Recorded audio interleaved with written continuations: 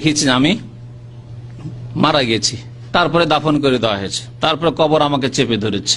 তো এতে আপনার জন্য শিক্ষা রয়েছে আর আমাদের সকলের জন্য শিক্ষা রয়েছে যে এই স্বপ্নে আপনাকে ইঙ্গিত করা হচ্ছে যে আপনি আমল সুন্দর করুন এবং আমরাও যেন আমাদের আমল সুন্দর করি এবং কবরের আযাব থেকে যেন আমরা বাঁচতে পারি। কারণ নবী করিম সাল্লাল্লাহু আলাইহি ওয়াসাল্লাম বলেছেন যে কবর হচ্ছে আখিরাতের প্রথম স্তর, আউয়ালু মানজিলিন মিন মানাজিলিল আখিরাহ।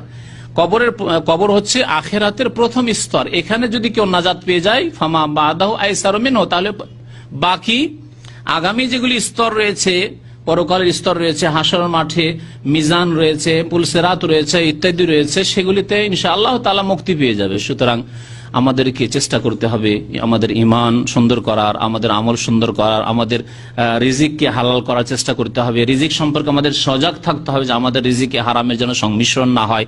সুদের, ঘুষের, আত্মসাৎ, বেঈমানি, চুরি করা, খেয়ানত করা, কারো ধারটা নিয়ে রেখে দিলাম বেঈমানি করে, কারো আমানত নিয়ে খেয়ানত করলাম ইত্যাদি।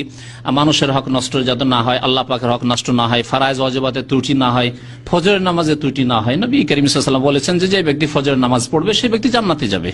আমরা জান্নাতে যদি যেতে চাই তাহলে আমাদের ফজরের নামাজ ঠিক করতে হবে। ফজরের নামাজ ঠিক না হলে জান্নাতে যেতে পারবেন না। তাহলে জান্নাতে যদি যেতে না পারেন তার আগে আরো কষ্ট হবে, কবরের আযাবে অবশ্যই ধরা খাবে। কারণ প্রথমে যে ধরা খেয়ে গেলেন তাহলে পরে মুশকিল হবে, আর প্রথমে যদি আসান হয় তাহলে আগামীতে আসান হওয়ার সম্ভাবনা রয়েছে।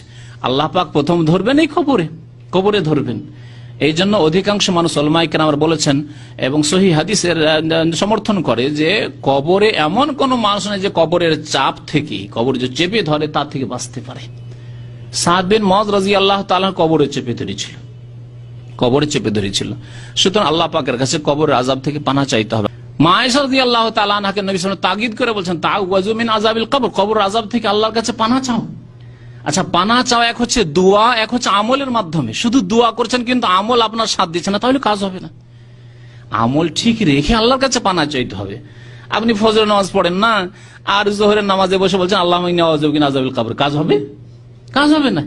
তাহলে ফজরের নামাজ পড়ে তারপরে নফল এই দোয়া, সুন্নত দোয়া পড়তে হবে, তাহলে আল্লাহ পাক কবর আযাব থেকে বাঁচাবেন, কবরের চাপন থেকে বাঁচাবেন। তো কবর আযাব থেকে যেই ব্যক্তি বাঁচতে পারলো, উসমান রাদিয়াল্লাহু তাআলা আনহু খুব কাঁদতে লাগতেন কবর দেখলে। কবর থেকে বাঁচতে পারলে অন্য জায়গায় আমি বাঁচতে পারবো, এই কথা বলতেন তিনি। সুতরাং এতে আপনার জন্য শিক্ষা রয়েছে যে কবর স্বপ্নে দেখলেন কবর এবং কবরে চেপে ধরেছে, এবং আমাদের জন্য শিক্ষা রয়েছে। আল্লাহ পাক আমাদেরকে যেন নেক আমলের তৌফিক দান করেন। আল্লাহ পাক আমাদের